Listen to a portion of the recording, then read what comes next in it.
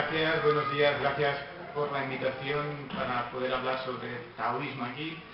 La primera evidencia es que no soy chino, así que como fundamento para hablar sobre el taoísmo, digamos que por origen no lo traigo.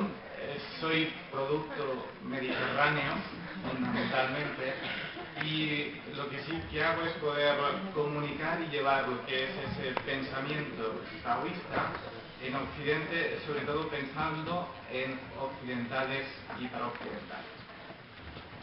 Algo que hubiese sido muy bueno es que realmente esta conferencia la diera un sabio taoísta, con lo cual tendríamos un problema, porque un sabio taoísta auténtico, primero de todo, se definiría como ignorante en el tema, por tanto, probablemente no comunicaría nada.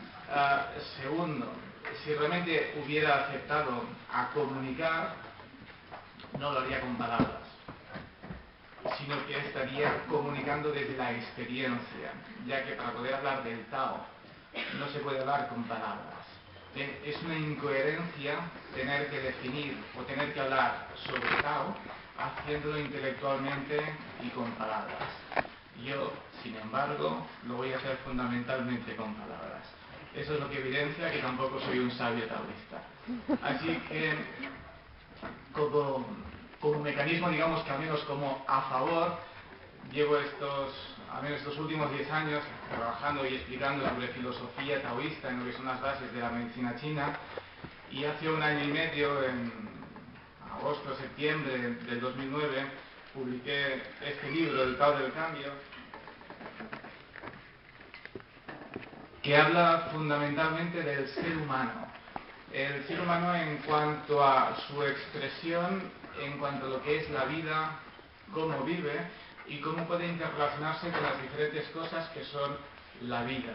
La vida tiene un curso que es natural y que hace que vaya transformándose de un estado a otro estado de una manera simple, sencilla, evolucionando sin problemas. Quien vive en comunidades que están próximas a lo que es la Tierra, quien realmente vive cerca de lo que son los espíritus de la Tierra, puede vivir fácilmente conectado con esa manera de cambiar, con esa manera de evolucionar. Cuando empezamos a pensar en gente, Occidente sobre todo, que está más relacionado con un mundo como el que tenemos nosotros, más ajetreado, quizá más artificial, entender en qué manera vivimos respecto de la naturaleza se complica más, especialmente porque como seres humanos, al menos en esta parte de existencia, estamos más desvinculados de lo que es auténticamente nuestra naturaleza de ser. Reconociendo auténticamente cuál es nuestra naturaleza de ser, es más sencillo vivir en la vida y, en este caso, vivir con otras personas, vivir en otras circunstancias y a partir de ahí resolver de una manera que podríamos llamar más natural.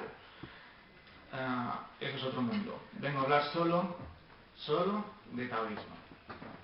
Y para hablar solo de taoísmo voy a centrarme al menos en unas 4 o 5 ideas, fundamentalmente. Una es Tao, en sí mismo.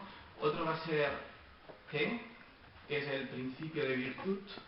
Otro va a ser el Wu Wei, que es el principio de la no acción.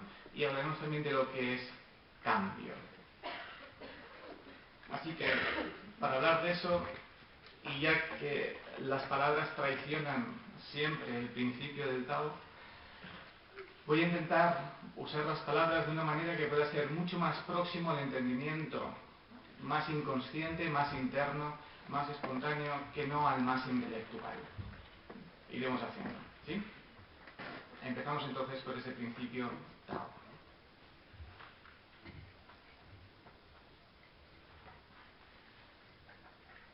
Antes que nada, antes de todo, Tao era nada y todo al mismo tiempo.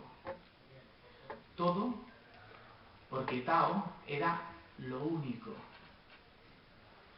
Nada porque Tao es anterior a la forma, al espacio y al propio tiempo.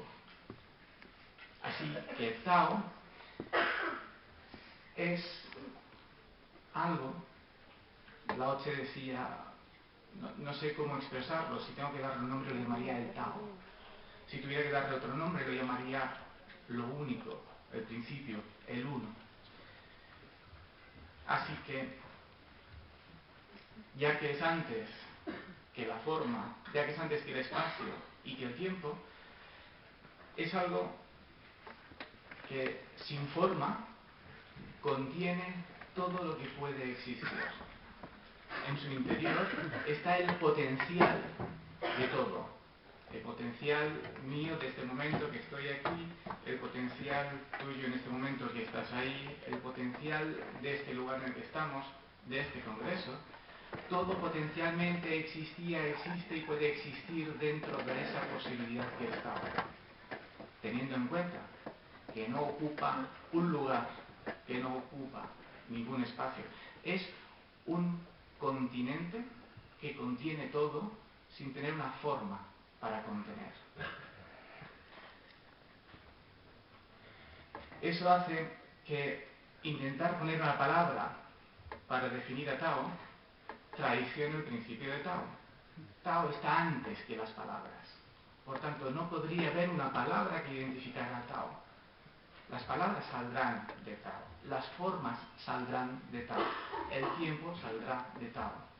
Y todo eso que saldrá de Tao es su manifestación, nunca Tao en sí mismo. El sol tiene una manifestación, tiene unos rayos espectaculares, tiene vida que está dando en todos los lugares. Esa vida, esa luz, esos rayos, es la manifestación del sol, no el sol en sí mismo. ¿Entendéis la diferencia? Así que, de alguna manera, lo que va a surgir de Tao tiene que ver con Tao. Pero siempre tendremos que tener claro que eso es la manifestación de ese principio y no el principio en sí.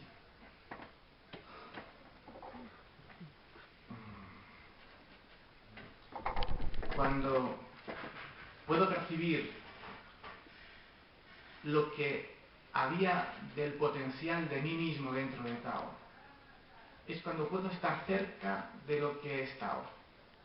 No puedo intentar entender a Tao con impresiones cotidianas porque he visto, lo he oído o lo he tocado.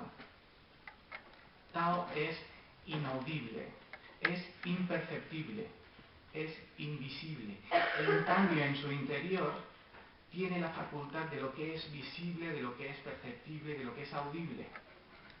Por tanto, podemos llegar a tener una experiencia de lo que es Tao, nunca intelectualmente, en todo caso, internamente. Y más que decir que tengo directamente una experiencia, tenemos un verbo que puede ir mejor, que es aprender, con H en medio, la sensación o la experiencia de Tao. No tenemos más que 5 sentidos para decir que tenemos una relación con la vida. Así que si realmente llego a decir he tenido una experiencia, una sensación de Tao, es porque me ha llegado a través de alguna de esas 5. Pero siempre desde un punto que puedo considerar interno, nunca externo. Así que si yo llego a encontrar en mí y contactar en mí con ese potencial que estaba en Tao sobre mi propia existencia, en el momento en que yo consigo contactar con el potencial que había en Tao de la existencia de cualquiera de vosotros, de cualquiera de esos árboles, de cualquiera de las manifestaciones de la naturaleza y de la vida, puedo acercarme a una experiencia con Tao. Eso significa que cuanto más movimiento, cuanto más ruido, cuanta más preocupación, más difícil es esa percepción. Acostumbra a ser una percepción más tranquila, más interna, más reservada, más silenciosa. Cosas que pueden estar más cerca de ese principio del Tao. Hoy ya vemos que hay muchas cosas que están creadas. Y lo bueno es que Tao sigue estando y sigue ocupando aquel espacio que nunca ocupó.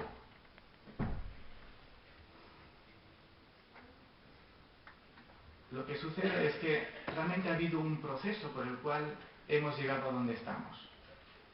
por más que al principio lo único que existía era lo que no tenía ni forma, hoy existen más cosas.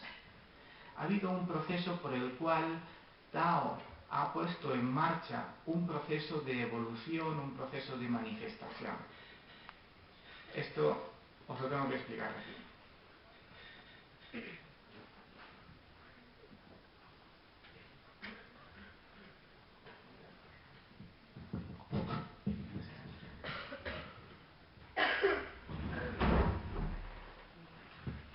Normalmente se define o se dibuja Tao como un círculo, entendiendo que todo lo que puede existir o existe está dentro de ese círculo.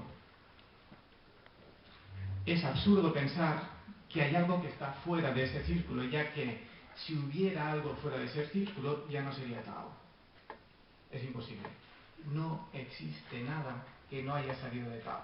Por tanto, tenemos que aceptar esta condición mental de que al hacer este dibujito estoy representando auténticamente ese origen y que fuera de este origen no existe nada. Hay que romper la cabeza para poder seguirlo, ¿sí?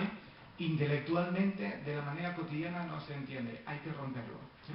Así que si yo tuviese que realmente decir que fuera de Tao existen más cosas, esto ya no es Tao.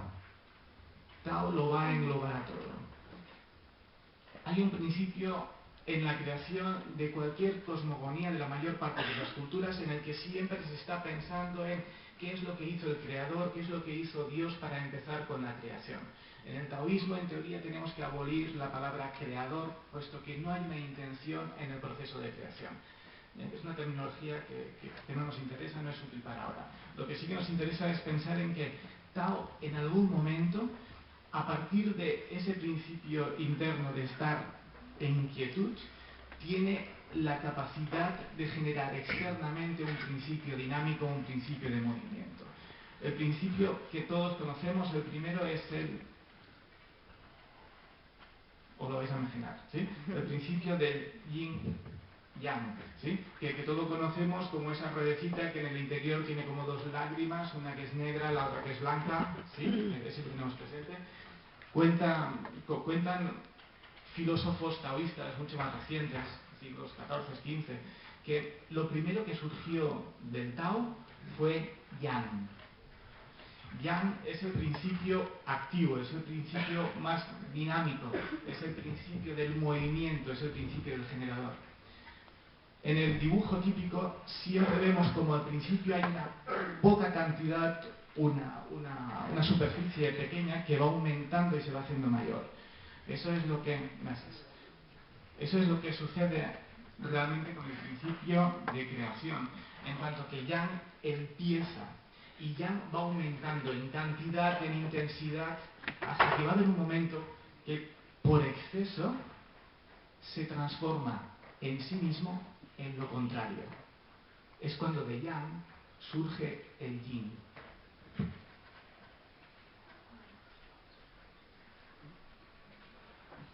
Cuando lo vemos siempre, los vemos con las otras dos ruedecitas en medio, que ahora tampoco no voy a explicar.